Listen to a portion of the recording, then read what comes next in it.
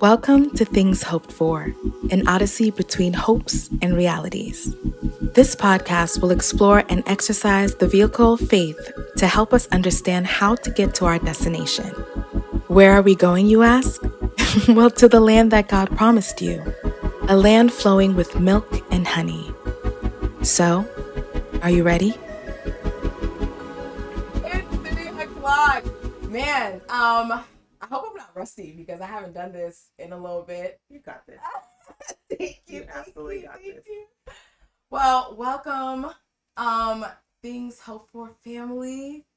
I'm so excited for you guys to be here. I'm really blessed to be joined by my girl, Fee. Yes. And y'all are in for a treat, seriously. I loved how you put it, that last conversation where we had, and I was like, y'all, this blog to write was difficult for me in a couple of reasons, but one was just because most of the times when I'm writing from a place of like resolve, and so this topic, this area of my life was something I was currently like living and currently like working through and hadn't finished yet. Yeah. So like writing it was super hard. And I remember you saying that like maybe this is just like you to just take a seat back with your audience too, and you're learning just as much as they're learning. So I said, girl, you took the words right out of my mouth. That is exactly what it is. So yeah. So thank you for being here. Thank you for just sharing your time with us. I'm happy to be here. Absolutely happy to be here. Thanks for having me. Yes. And we'll learn together. We're all on a journey. So yeah, that's so true. Yeah. Woo! All right. So you already know what it is. 3 random questions. Bring it on. Bring it on. All right. Cool. Our new producer intern, Kiki. Say hey, Kiki. She came up with this question. I love it. Okay. So, what movie would you live in and why? So not a movie person. Oh man. My husband's watching this. He'll laugh. Like, I never had a TV until I got married. Really? Like. Oh wow. Yeah, I'm not really a TV person, but I've gotten into Netflix recently. So what movie would I want to live in? Yes. Ooh. You know what? Mermaid. I said the same.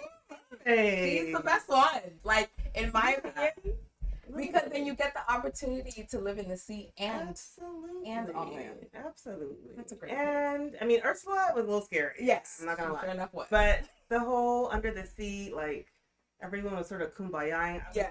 To just be the mermaid. Yeah. Oh wow. You ever like in the pool? Like ever pretend to like swim like a mermaid? We all did. Yeah. Flap our wings. Yes. Sure enough. Yeah. That's a great movie. I side with that. I would be with you in that movie. Okay. Second question. Okay. What habit do you have that may seem weird to other people, but it's totally normal to you?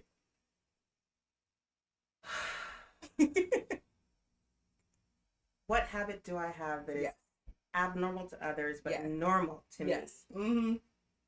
I guess it's just like basic OCD stuff. Like I'll make the bed before I leave, even though I'm late. Yeah, I will make it.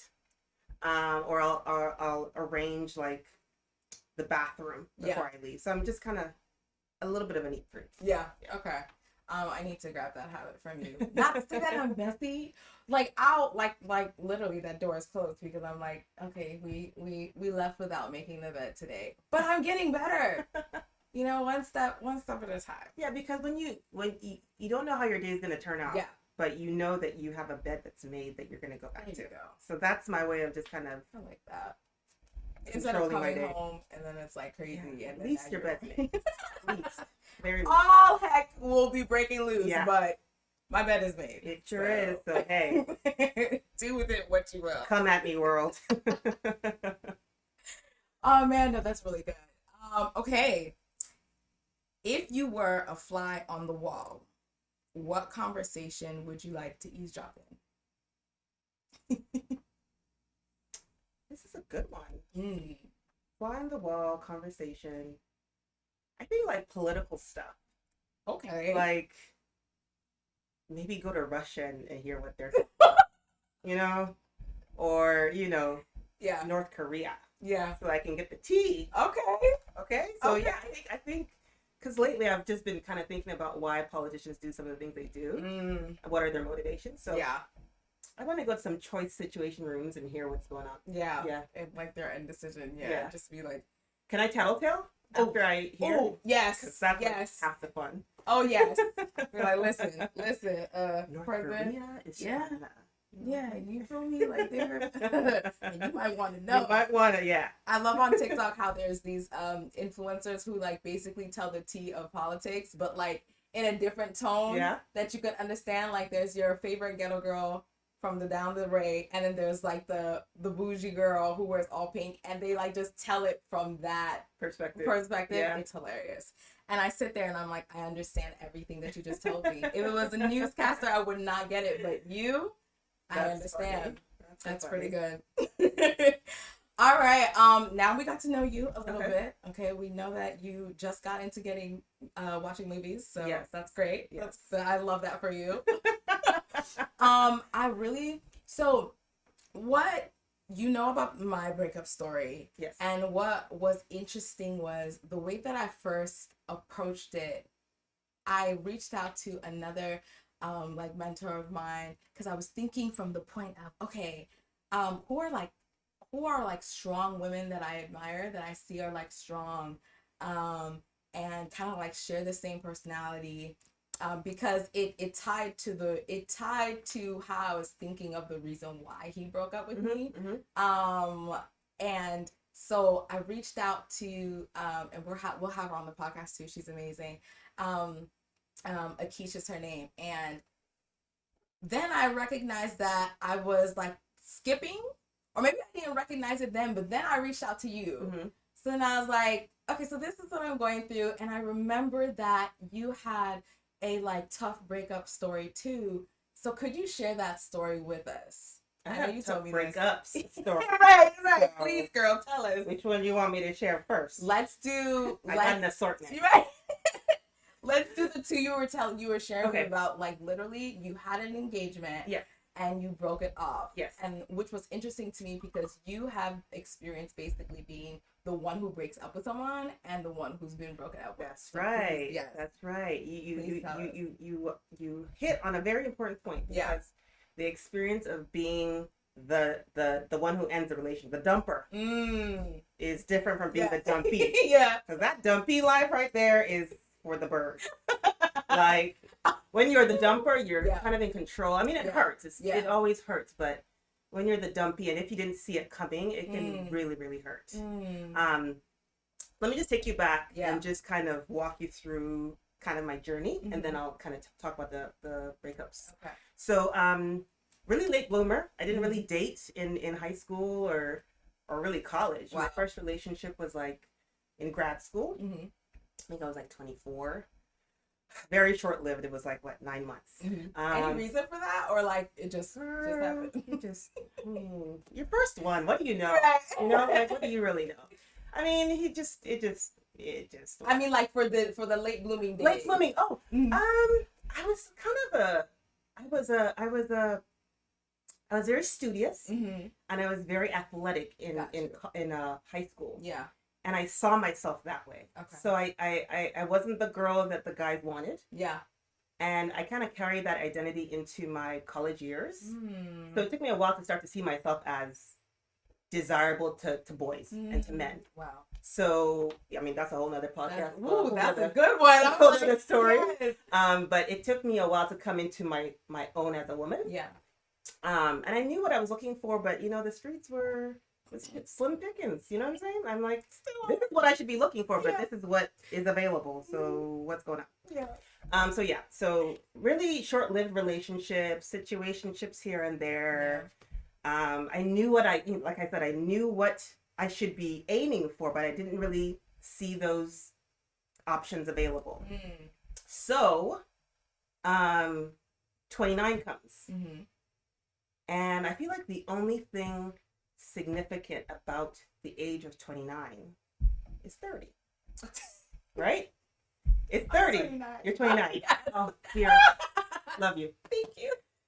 29. So it's like 30 is looking right at you, Yeah. like giving you a good old Wendy Williams. How you doing, girl? Yes. Like, come to me. Come to me.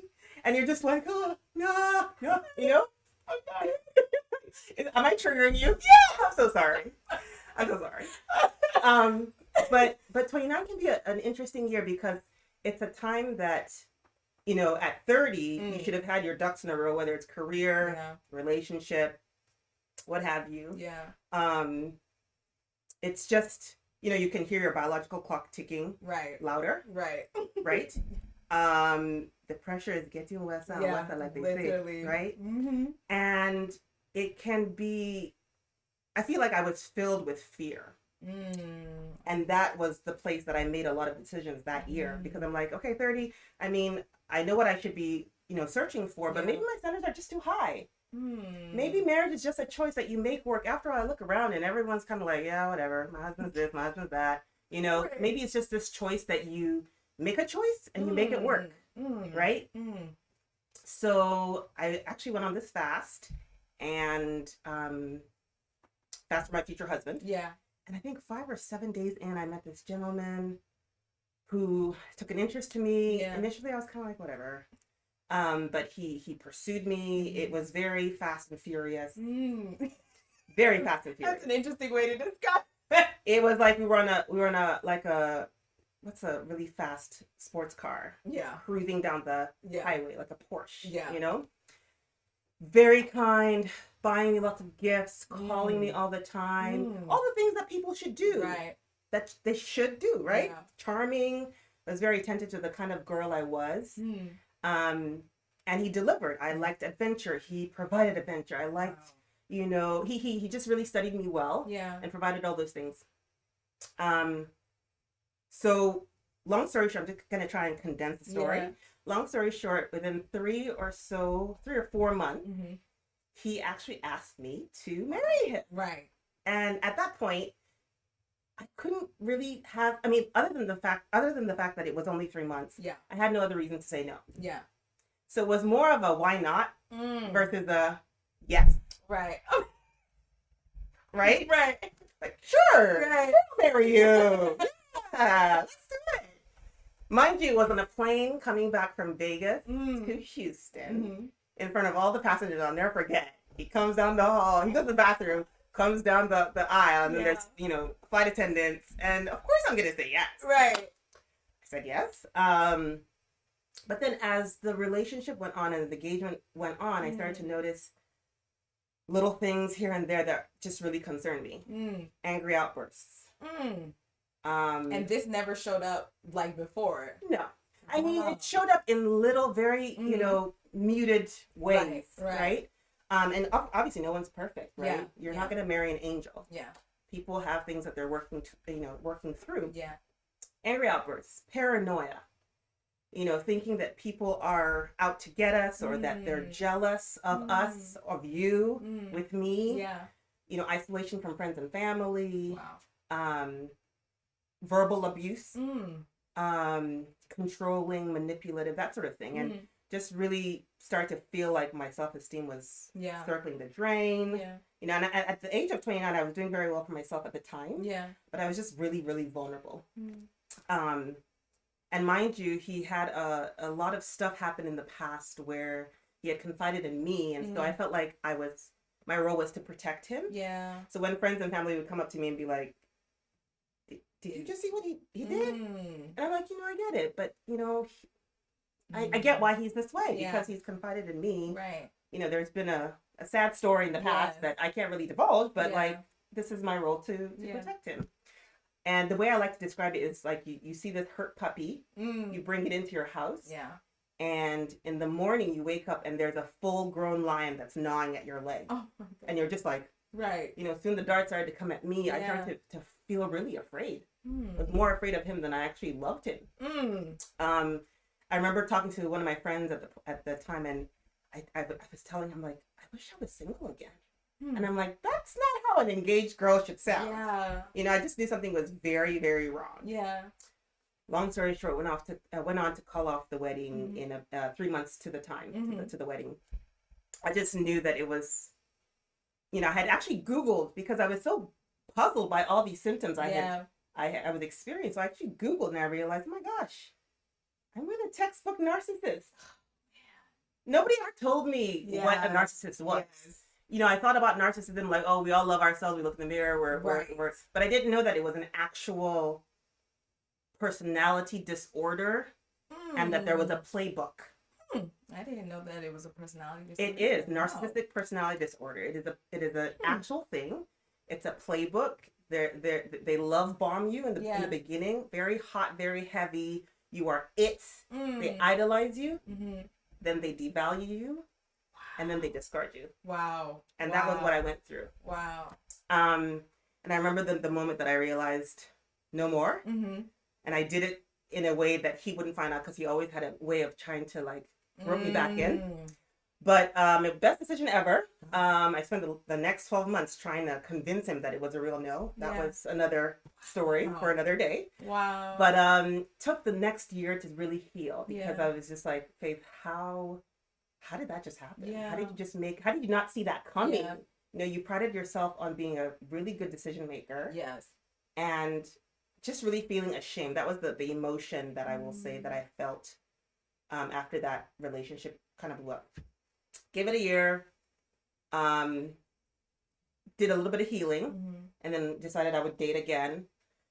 And then I met another gentleman who was the exact opposite. He was like, he was like the rainbow after the storm. He was the exact opposite of the previous guy.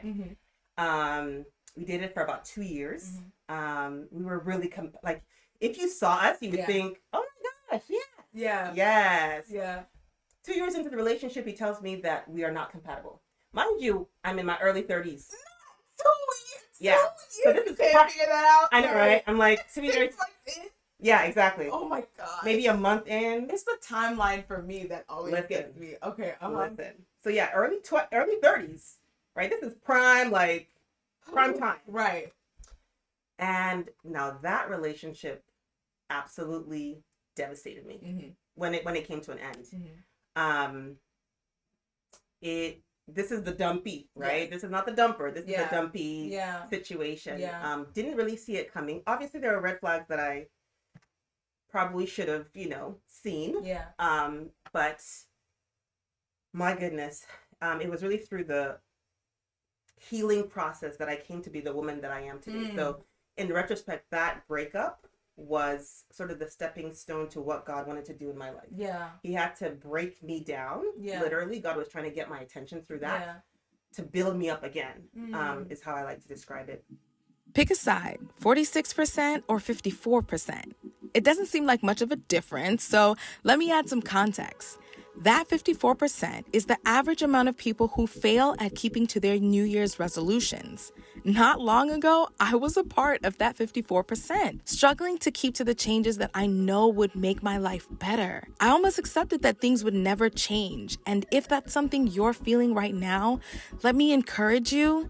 You are not the problem. God created you perfect in His image and wonderfully made. You are not the problem, but maybe your process is. When I realized the right processes I needed to have, I began to achieve success in my goals, and I'm sharing all that I know in the perfect video guide to help you do the same. Uncover the 4 principles we often miss when planning our goals in Things Hoped For's Vision Party download. It's packed with application exercises and video slides that you can easily follow along by yourself or with friends. Best of all, you can use it year-round because the principles you'll learn can be applied to any goal at any time.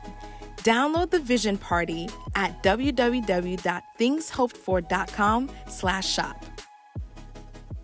I'm interested to know, with that relationship that you thought it was it, what were the emotions that you were going through at the time, and when it finally clicked that okay, I guess my question is, what was the turning point of that healing, and what was that first step? What did that first step look like? Okay, so I'll talk about the dumpy situation because that was more significant. Yeah. Whew, the emotions, shock, Denial. Pain. Yeah. Depression. Yeah. I definitely fell into a depression. Yeah. I really felt like a failure. Okay. I felt like I can't do this relationship thing. I must not be able to. Because when I put my hand on it, it blows up. Right. I literally felt like I was trying to build something and there was this big explosion. Yeah. And, my hair is singed, my nose has like soot on it, my clothes are tattered, and I'm just sitting in the rubble like... Yeah. And then I look off into the horizon and everyone's like on horseback with their boo. Right. They're riding up to the sunset.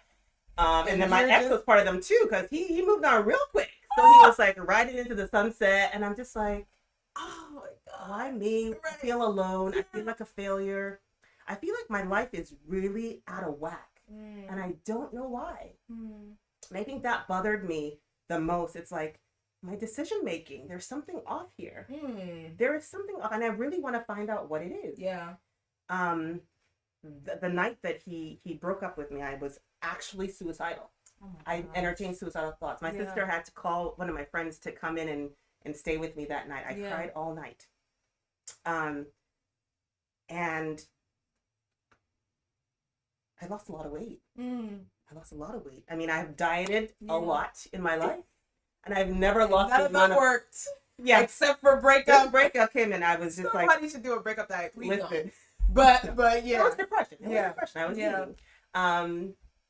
I just knew that I had to do something different. So this was the first time in my life that I got a therapist. Because my friends and family just had an earful. I mean, they couldn't listen to the story one more time. They get tired. Yeah. They mean well. They want to be there for you, but you can't tell them the story again or tell them how you feel again. Yeah. So I got a therapist who really helped walk me through acceptance and like understanding what just happened in an intentional way. Yeah. And a preparation to move forward. So she walked me through that continuum. Okay. And I'm really, really grateful to her. I also had really good friends that realized faith is on the struggle bus. And here's a plug for really good friends who will be a shoulder for you to cry on and know what you need even before you know what you need. Yeah. One of my really good friends from college was like, let's read the Bible together. And I just thought, oh, okay, whatever. Cool. Yeah. And we started to read the book of John and have these discussions, and it was a distraction at the time, but I started to feel myself get a little bit of strength back in a way that I hadn't before. Yeah. So therapy, started to read the Bible with my friend. Yeah. But I still understood that there was still not something right with my life. I still hadn't solved the piece of what's wrong. And I keep talking about this sermon that Pastor Stephen preached because I had just moved to Maryland at that point. Yeah. It was Christmas 2018, and he talked about the difference between being devastated and being disappointed. Remember that? Yes. It was Christmas. He talked about the nativity scene. He had Jesus in the center. Yeah. But then he kept on moving different things into the center. So he'd move the animals into the center. He'd move Mary and Joseph into the center. Yeah. Essentially, he was talking about how we can somehow put people in a position that only Jesus should be in. And he says that when things happen in life and you're at the point of devastation, you have no hope. Yeah. And he was essentially describing how I felt that night and the days after, the months after, that you have made something else the center of your world.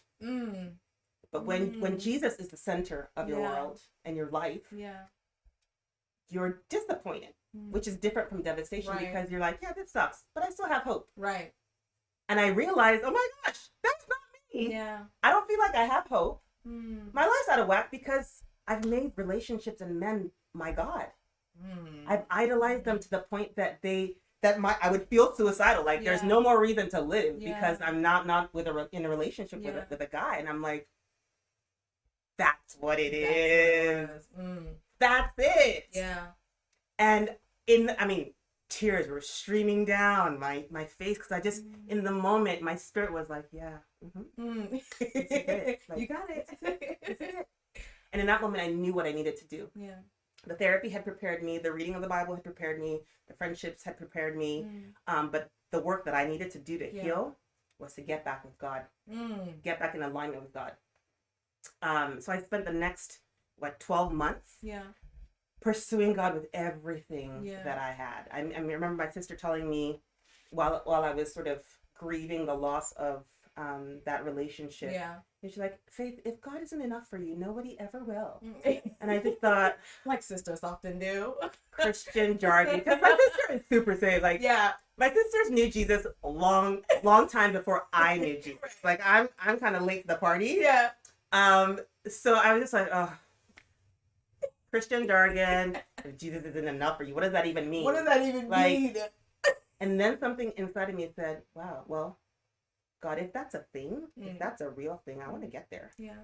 Where you are enough for me. Yeah. Where I don't feel like I'm thirsty, I'm hungry, I need something else. Yeah. It seems like a place of peace, a place of fulfillment, a place of joy and peace. I want to get there if it exists. Yeah. Spend the next 12 months doing just that, just pressing in, right? Reading my word, surrounding myself with people who were chasing God with the same fervor. And started to feel that way. Yeah. Within 6 months, I literally forgot the fact that I was single. And I felt like God was telling me not to date in that time. So it was a time of intentional singlehood. Yeah. And God just filled me up. The cracks that were exposed as a result of the relationship, the breakup. Yeah. He filled them in a way that I just felt like I was now building again with the right foundation. I want to talk about so I feel like my first serious relationship was definitely the devastation one, but now after like going through the same season that you went through, like being filled with God and everything, and one of the things I write about or like just express as I'm understanding my feelings is the disappointment of God. I did it your way this time, right? I did it your way this time, and it still ended up in breakup.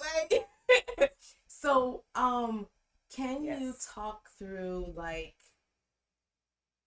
the woman who, thankfully, there's healing that she's not devastated, but she's disappointed. Because I think one of the things I shared with you too, because I wrote it down really great. So let me pull it back from the way I wrote it. And I was just sharing about, so I joined a grief group, you know this. So the therapist that I have, she suggested, hey, join a grief group because the way that my breakup happened was really a shocker and just sudden and like day and night. Never has spared it. So, yep. So she was like, you know, it's really similar to like someone who has lost a loved one. And grieving, just understanding that grieving too is not only with death, it's also just anything that you lost. It could be a person, and it could also be a job opportunity, you know, anything that you put all your hope in. And she asked a really great question, and she was like, do you accept like his reason for the breakup? Do I accept? No, I don't. And that's real. And and it's crazy because I know it sounds like crazy. I know that like this is not, it's but how just plainly how I feel is like the reason for the breakup. I don't think that was, I guess I thought you're better than whatever reason that you just gave. Like, sure. You know? And so I struggle to accept the breakup because his reason, like I didn't agree. His reason was about him, and I didn't agree that about him. Yeah. So, and then I mean, hey, it's at the end of the day, like I can't change the way the person sees themselves or what they even feel like they need. To me, I was like, I don't feel like you need them. But anyway, yeah. Like, so could you maybe like walk us through? You're not devastated. You're disappointed, and maybe you're disappointed in God. You're disappointed in you know what could have been like. What would that process look like for the one who's disappointed? Gotcha. Okay, I feel you. I remember when I was told that we're not compatible, and I'm like, kidding me? Of course we are. Like, people think that we're even brother sister. Yeah. Like, we love hiking. We have the same humor. We both like Hillsong. Like, what are you talking about? And the reasoning he gave me, I argued it. I didn't get it. Yeah. But acceptance, you're right. It's loss. You grieve the loss of a dream, the hope that you had, right? Yeah. But acceptance is letting go of the fact that the past could be any different. Period. When you mean past, what has happened? What has happened could be any different. Right? And I realized that you have to learn to love the sound of things leaving your life that weren't supposed to be there. Yeah. Because if it was meant to be, yeah, it would stay. It would be. Yeah. And it's almost like, okay, so you're waiting at a bus stop. Yeah. Right? If the bus doesn't stop where you're waiting, it's not your bus. Even if it comes to it kind of does a slow thing where it's like, I might pick you up, but and then it accelerates. Not your bus. If it stops at your stop and the seats are full, or you're not able to get on for whatever reason, you gotta wait for the next one. Not your bus, sis. Babe. Not your bus. Now, do you want to be that girl that the bus didn't stop where you were waiting, and you're like, oh my gosh, this is my bus. Yeah. And you're running after the bus like, and the driver can see you running like a crazy lady, and they're just like, oh Lord, what is this girl doing? And accelerates on their way, and you're just like, you know, like, not your bus. Yeah. Men sometimes soften the blow. Sometimes they won't be forthcoming in the way that they need to be. And that's why I always advise you to not be so concerned on the why, but pay attention to the what. What is he telling you? Yeah. He's telling you that he doesn't want to be in a relationship with you at this time. Yeah. Sucks. Yeah. You feel differently. Yeah. You would have hoped different. Why? Could be a lot of whys. Yeah. Right? And I feel like if he says, I want to go to Pluto and study extraterrestrial life tomorrow, yeah, and for that reason I can't be in a relationship with you, your only response should be, okay. Yeah. If he says your mom is overbearing and I can't be in a relationship with you, your response should be, okay. If he says, you know, I'm in a really tough season right now, I'm really busy at work and I just want to focus on me. Okay. Yeah. Because guess what? You're the prize. You're the prize. Yeah. Jesus didn't die on the cross for you to be running after no bus. Ooh! Okay. Yeah. And I can testify as someone who's ran after more buses. Yeah. Because guess what? I'm living on the other side now where I was waiting at the bus stop. A bus came to a nice, neat stop. The bus driver came out. Yeah. Held out his arm to me and said, would you like to get on the bus? Yeah. I held onto his hand or arm, took the 3 steps or whatever onto the bus. He showed me to he walked me to the best seat on the bus. Yeah. He noticed I had long legs. Yeah. Not in a weird, creepy way, but like are you comfortable, ma'am, type of way. And was like, will this seat be good for you? He offered me still or sparkling water for my life. That's a nice bus. Okay. Nice bus driver. That's a very nice bus driver. Drove the bus. Yeah. Let everybody off, and then was like, I really enjoy you being my bus. Will you be in my bus forever? Yeah. That's how I see my current husband right now. Yeah. And to think that I was chasing a bus about 3-4 years ago.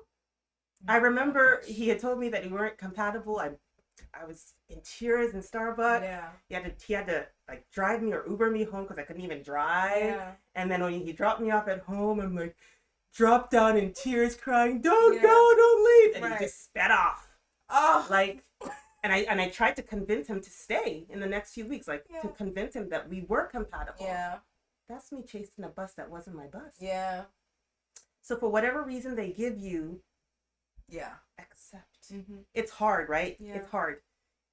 To be in this dating world is to be vulnerable, is to be brave. Yeah. Because you're running the risk of loving and not having that love return to you in that same measure. And it hurts. Yeah. It hurts. But I'm always reminded that even Jesus, the very people he came to save, they rejected him. That's true. I mean, imagine him being on a cross. Like, he created wood, and they used this wood to create this cross. Like, whew, you know? But his love chases after us, even when we were sinners. Like, when we hadn't chosen him, he chose us. Like, that to me humbles me. Yeah. And it makes me understand that, you know, Faith, not everyone's going to be your cup of tea and vice versa. Yeah. And that's okay. Yeah. My bus will come. First off, I love this whole bus thing. Because that's going to stay. That's definitely going to stay. And I also love what you said, that, like, we just have to get comfortable. Like, dating is a game where, like, you're really putting your heart, it's a bargain. Like, you're really putting your heart out there. I saw this one TikTok, the one that I shared with you, and she was basically saying, like, you know, that ladies should get more comfortable with the breakup side of dating, because like that's just a part of the journey. And it sucks because it's like it's the hard part and you're hoping that it doesn't happen so many times, but the reality is that it is a part. It is. So do you have any like advice for like, okay, we know that rejection in this area of our lives is there. How can we move and navigate dating so that like at least it doesn't blow as hard every time? Yeah. I think that's real. I think reframing what a breakup is. Okay. It's not, it's not working anymore. It's an opportunity to learn, an opportunity to grow, an opportunity to do it better. You wouldn't want to build on a foundation that was rocky, would you? Or like that wasn't sturdy. Yeah. And breakups give us an indication that something's amiss somewhere. You might want to pause and take a step back. Do you want to bulldoze that indicator that's trying to tell you there's danger? That's really bad. You need to respect it for what it is, right? Yeah. Because life doesn't get any easier. Like even when you get married, there's pressures in life that will test that relationship, test that foundation. And if the foundation is rocky and shaky so early on, like you can't start the journey of forever on a half tank. You're gonna burn out. So reframing a breakup. It's called a breakup because it's broken. There's actually a book called It's Called a Breakup Because It's Broken. It's broken. Oh my gosh. Like that's good. It's broken. Like that's good. It's broken, right? Yeah. So reframing breakups, learning from them, being intentional about the lessons that they come to teach you, really being a student of your breakup, not just we broke up. What happened? Who were you in the relationship? Who is he? What are the trends? Compare your relationships. Is there any commonalities? What did you learn about yourself? Yeah. What did you learn about guys? Yeah. What did you learn about God? What did you learn about life? Right? So allowing the relationships and the breakups to teach you, instead of just kind of being a victim and having a sob story and a pity party. Yeah. If there's anything I've learned about achieving goals, it's that community is key. The right community will equip you and encourage you to make your dreams a reality. And you can find that community right here. Join our exclusive group of big dreamers at Resolve and meet us bi-weekly for coaching, brainstorming, and accountability of our New Year career and lifestyle resolutions. This is the year that we make things happen, and our struggle with inconsistency stops now. Go to www.ThngsHopedFor.com/membership to find out more and subscribe to become a Resolve member today. So in your breakup, what did you learn? Like what was revealed about you, about the relationship, and about your relationship with God? Oof. So for me, I realized that I was idolizing relationships. Right.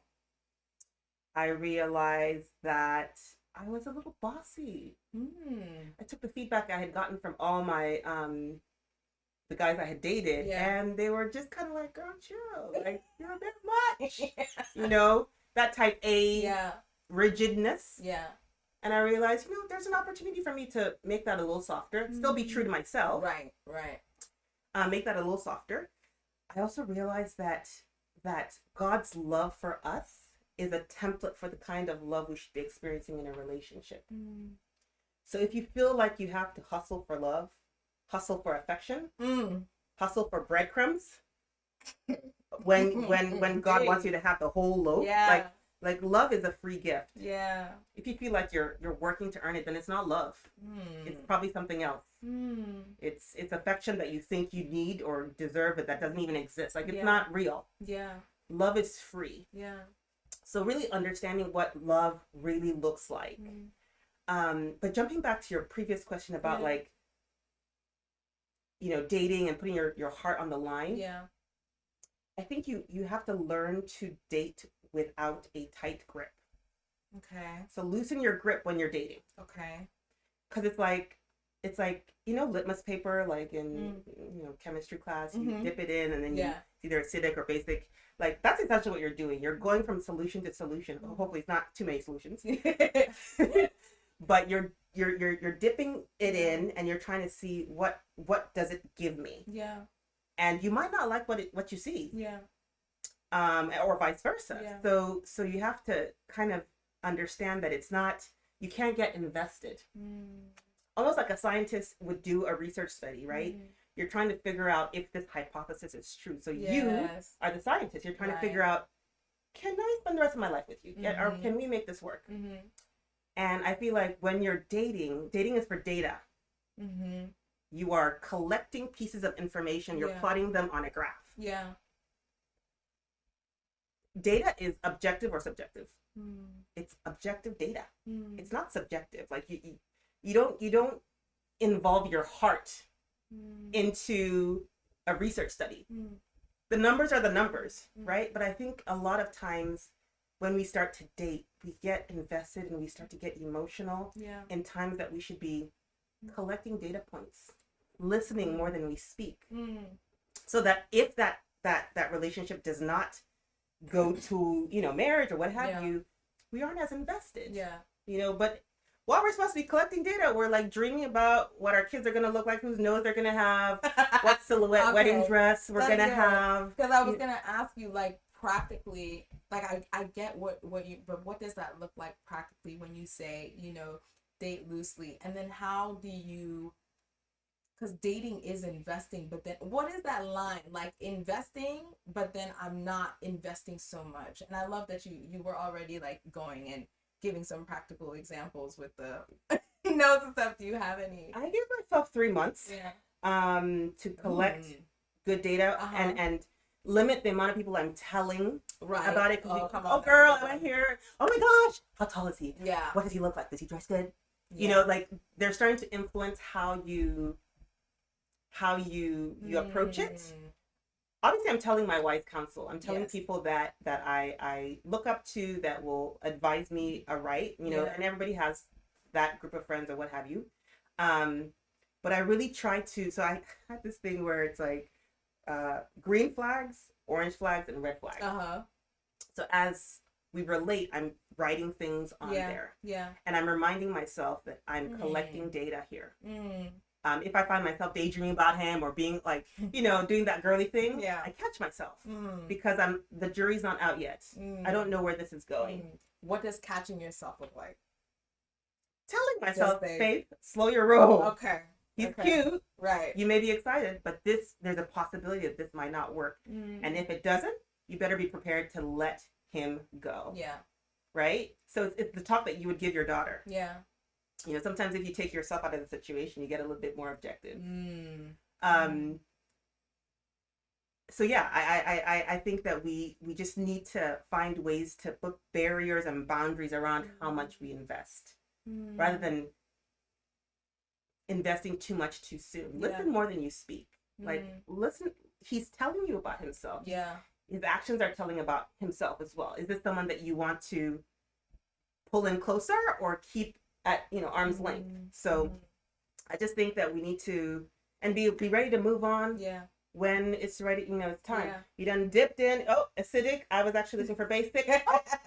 Be dipping here. Yeah. Like your next game needs to be on 100. Nobody has time to waste. If you're in a season of life that you're looking to get married, don't spend it. Once you've collected your data and you kind of have your data points and the trend is going this way and you wanted it to go this way, respectfully for you and the other person, let them go. Yeah. And move on to the next. It's a numbers game, unfortunately. Or fortunately, because you learn something through every interaction. But I think it's just preparing your mind that, I gotta be brave. I gotta be vulnerable.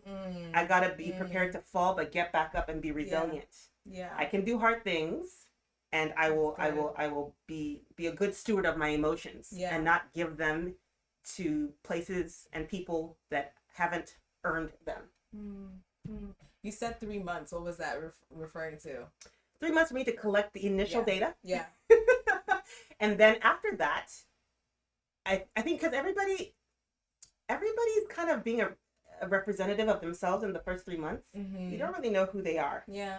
So I like to do a 3, 3, and 3. By 6 months, I know what's up. Okay. If you were trying to slip up or hide something, I would have peeped it. And I pretty much have a good sense of who you are. That's me. This is not scientific or anything. This is just a me thing. And if in 6 months I don't know what your intentions for me are, I don't know where things are going. I'm confused if you're committed to me. Yeah.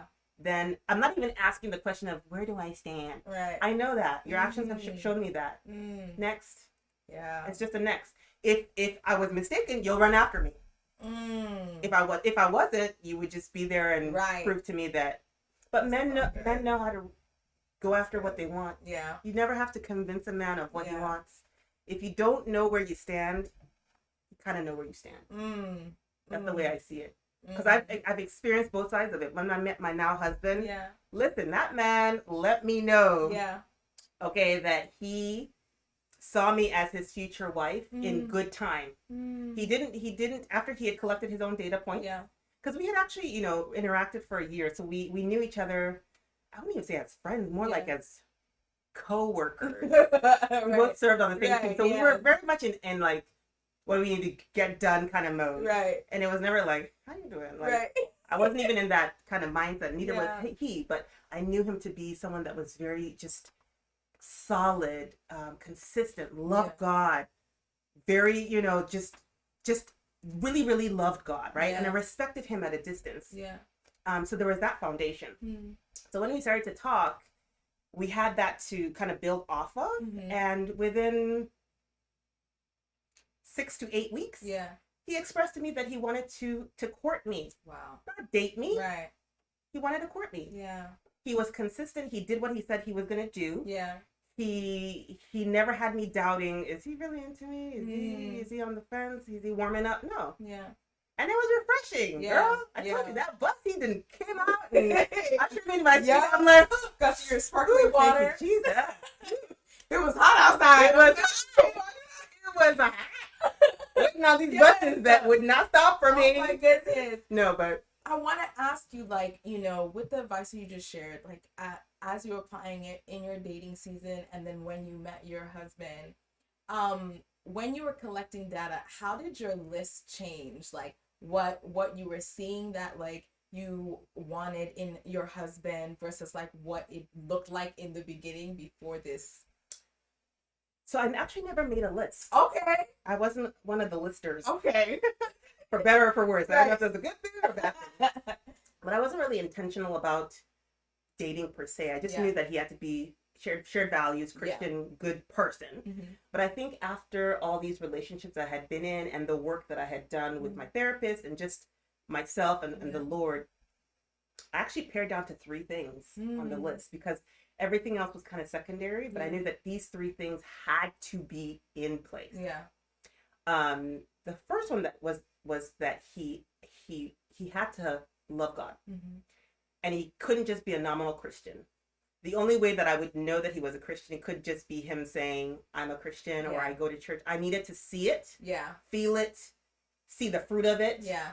I wanted a spiritual leader, and I knew that if it wasn't possible, I could not get married. Yeah. Because that was the only way that in that 1 year that I had spent with God, God showed me that this is what the future looks like for you.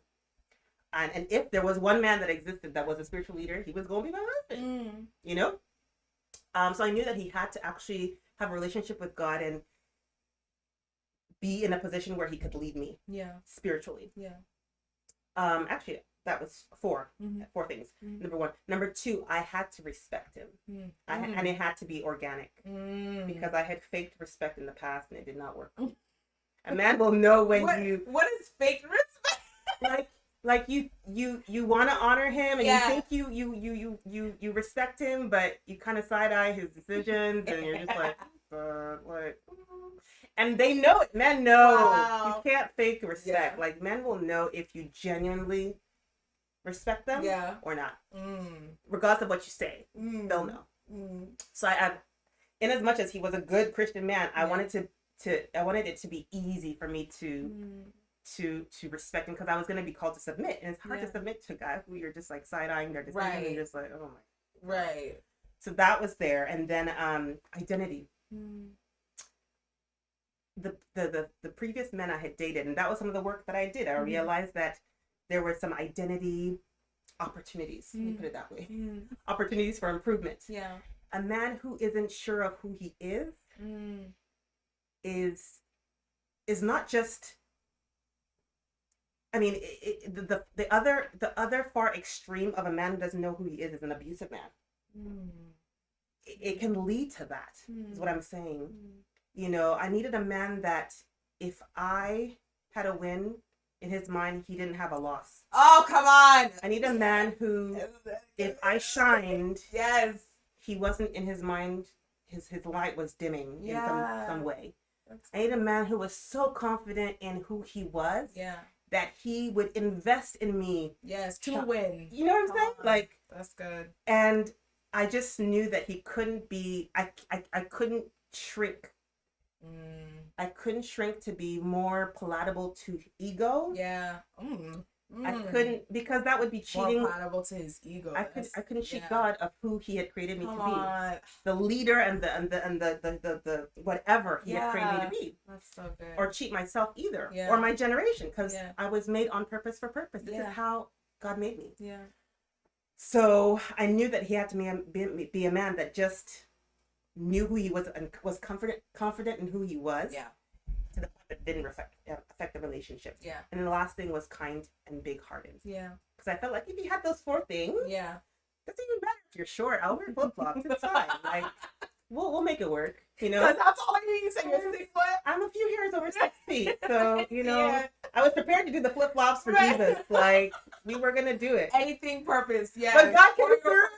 Amen. God came through. Y'all are both tall. He is. He's like 6'3". Oh Lord, thank you, Jesus. Thank you, Lord.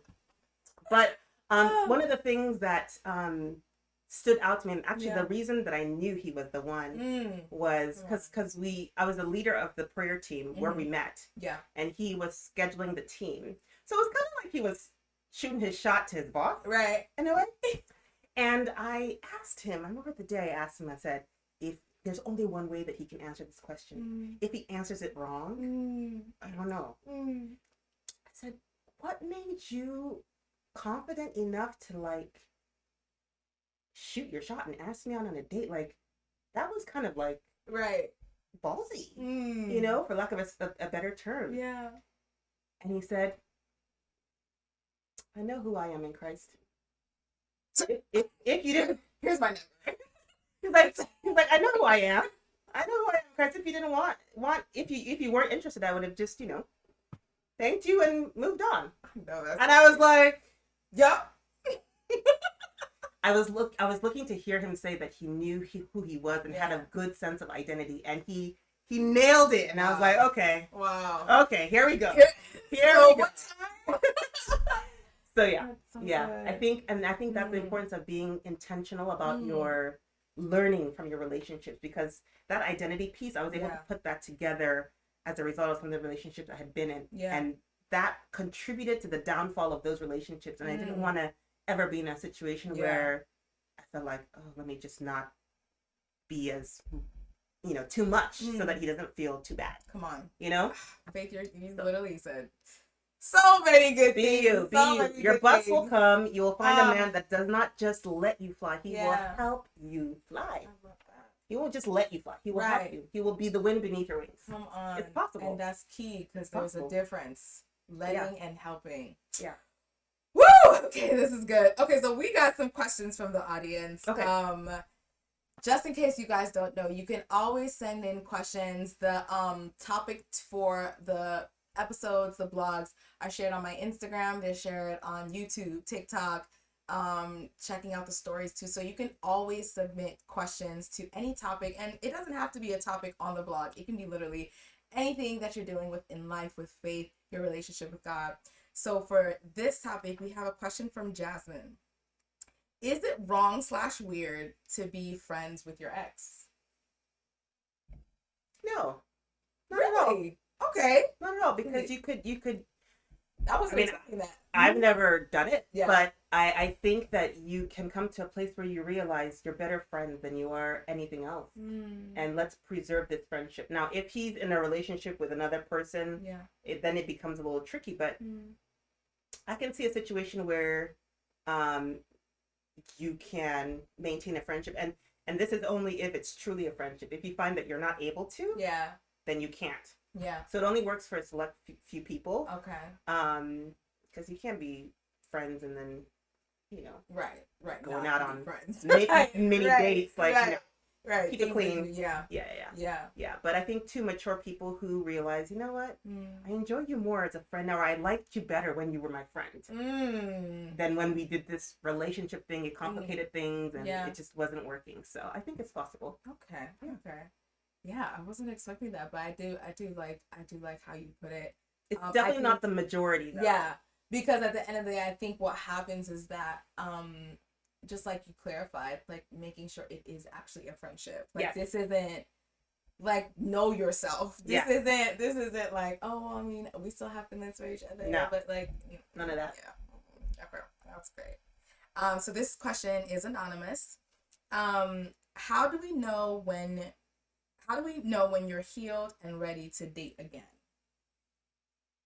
When you feel like you don't have to date. When you feel like you don't need a man or need a relationship.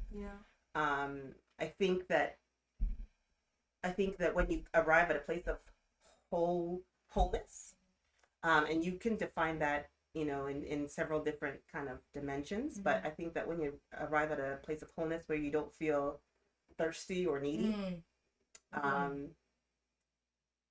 think that's an indicator. I think, and also trusting the fact that, or reconciling what life would look like for you if you never got into a relationship ever. Not to say that it wouldn't, right? Not to say that it wouldn't, but if you can reconcile that and know that you'll be fine. Nothing missing, nothing broken. You're still gonna be as awesome as, and you go into dating from that place of fullness. You even walk different. Like people can tell, like, there's something about her. You know what I'm saying? Versus going in and you really haven't done the work that you need to do. So I think when you're not fixated on it, when you're whole, it's a good time to get back on the dating streets. That's good. My thought with that is, and I'm working through it. I think what it is like, okay, I was there. I'm like, yeah, singleness, great, boom, boom, all the things. Then I was fine with being single if this was the life, fantastic. Then dated someone, great. Then broken up. And so now I kind of feel like, but God, I was there. Like, why, And I mean, honestly, this conversation really just helped to understand. I really, my biggest take home is like, to relook at those broken places, because I don't feel like I don't idolize relationships, but I think it's something that I have to explore with my own relationship with God. With I hate repeating stuff. I really do. And I shared this with y'all before. Like, so I feel like, you know, like we were going. We were just going. And then now, like, we got to go back. And I'm like, but there's so much in this conversation that I personally will rewatch and just do the work, the intentional work of looking back.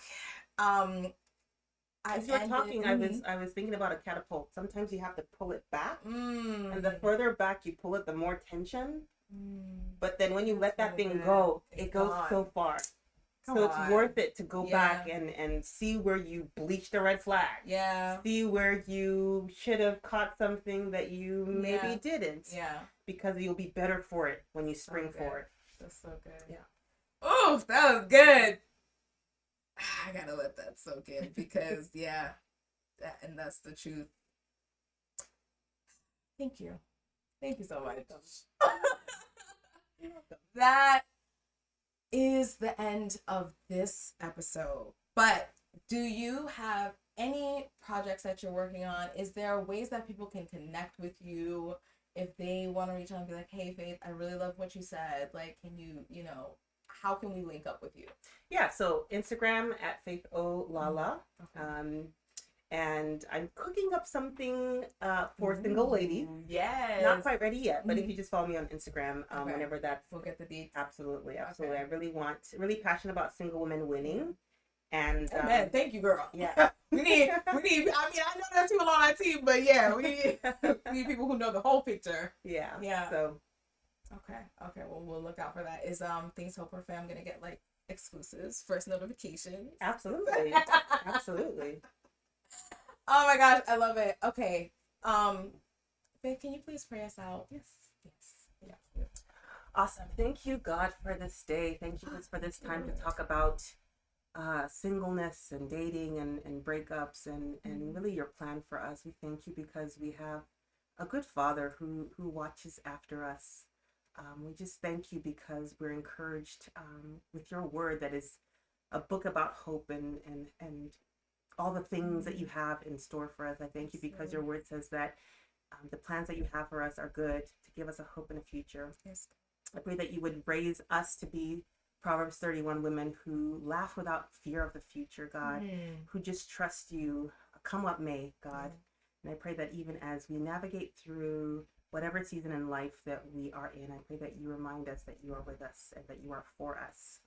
Thank you for all that you've done, all that you are doing, and all that you will do. In Jesus' name we pray. Amen. Amen. Thank you so much. You're welcome. I got so many notes. Thank you. And we hope to have you again. Absolutely. I'd love to do it. Let's do it. Thanks for joining us on this month's episode. I hope it was encouraging to you and a help to your next step in faith. We host the podcast recap live on the last Sunday of every month from 3 to 4 p.m. and I'd love to see you there. Join the THF fam by clicking subscribe in the show notes and follow me on Instagram at ThngsHopedFor for all the vibes. Visit www.ThngsHopedFor.com for the next blog. Until then, see you next month. Much love, Nya Agwe.